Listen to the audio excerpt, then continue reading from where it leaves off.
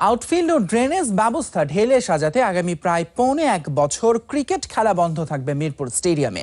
এই সময়ে মাঠের বন্ধ হয়ে যাওয়া প্রায় ৫০ ভাগ নিষ্কাশন জিও পাইপ ঠিক করার পাশাপাশি লাগানো হবে ক্রিকেট উপযোগী বিশেষ ঘাস। এদিকে গেল ১০ বছরে এত বেশি ক্রিকেট মিরপুরে হয়েছে যে উইকেট আর মাঠ ঠিক রাখার কৃতিত্বটা গ্রাউন্ডসম্যানদের দিল বিসিবি। ফুটবল থেকে ক্রিকেটে হস্তান্তরের পর থেকে গেল ১০ বছরে যে পরিমাণ ক্রিকেট হয়েছে ঘরোয়া আর আন্তর্জাতিক মিলে এই মিরপুরের হোম অফ ক্রিকেটে, তাতে হাঁপ ছেড়ে বাঁচার উপায় নেই এই স্টেডিয়ামের। এবার তাই সিদ্ধান্ত নিয়েছে বোর্ড, নতুন করে ঢেলে সাজানো হবে এখানকার ড্রেনেজ সিস্টেম আর অন্যান্য সবকিছুই। জাতীয় নেতা একে ফজলুল হক স্টেডিয়ামের নাম বদলে তারই উপাধি শেরেবাংলা স্টেডিয়াম। ২০০৬ সালে ৮ ডিসেম্বর জিম্বাবুয়ের বিপক্ষে একদিনের ম্যাচ দিয়ে নতুন করে পথচলা শুরু এই হোম অফ ক্রিকেটের। পরের বছরে ভারতের বিপক্ষে টেস্ট আর ২০১৪ টি-২০ বিশ্বকাপ, সব মিলিয়ে বর্তমানে বিশ্বের অন্যতম ব্যস্ত স্টেডিয়াম এটি।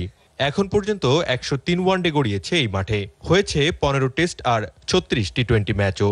ঘরোয়া বিভিন্ন লিগ ছাড়াও বিপিএলেরও প্রধান ভেন্যু এটি। আর তাই মাঠের কারিগরদের যে কতটা সতর্ক থাকতে হয় সবসময়, সেটি বললেন এই কর্মকর্তা। মিরপুরে যে খেলাগুলো হয়, আমি এটা সম্পূর্ণ কৃতিত্ব আমি দিতে চাই আমাদের যে গ্রাউন্ডসম্যানরা আছে মিরপুরে কাজ করে। ঘরের মাঠে ২০১১ বিশ্বকাপের পর ২০১২-১৩তে ক্রিকেট খেলার উপযোগী নতুন ঘাসের উন্নত মানের বীজ লাগানো হয়। তবে পুরনো ঘাস সমূলে সরিয়ে না ফেলায় ব্যাপক ক্ষতি হয় স্টেডিয়ামের আধুনিক ড্রেনেজ ব্যবস্থায়।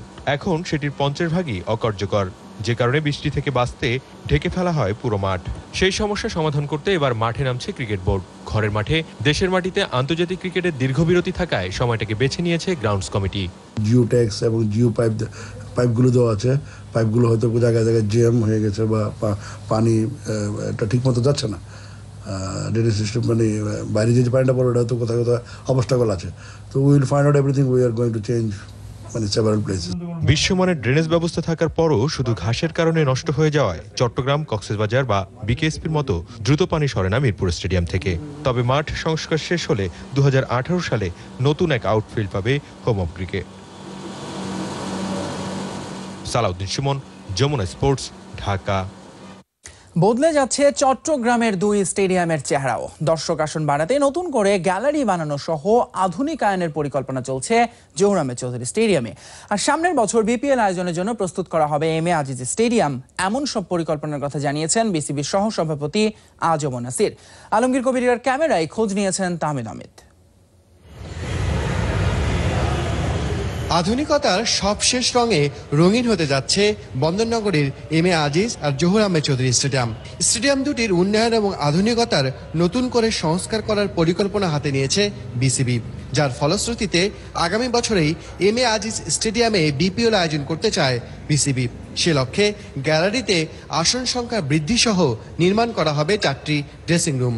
এক্সটেন্ড করার কোনো সুযোগ নেই, কিন্তু আমরা করছি কি জানি, অন্তত এই যে বিপিএল এর মতো খেলা যাতে এমএজিতে করা যায়, বা ধরুন এইটার জন্য একটা পরিকল্পনা আমার আছে। অলরেডি আমি কনসালটেন্ট নিয়োগ দিয়েছি। তবে বিপিএল এর নিয়মিত ভেন্যু জহুর আহমেদ চৌধুরী স্টেডিয়ামেও নতুন করে সংস্কার করার পরিকল্পনা নিয়েছে বোর্ড। ২০১৪ টি-২০ বিশ্বকাপের আগে প্রায় ১০০ কোটি টাকা ব্যয়ে আধুনিকায়ন করা হয়েছিল আন্তর্জাতিক এই স্টেডিয়ামটি।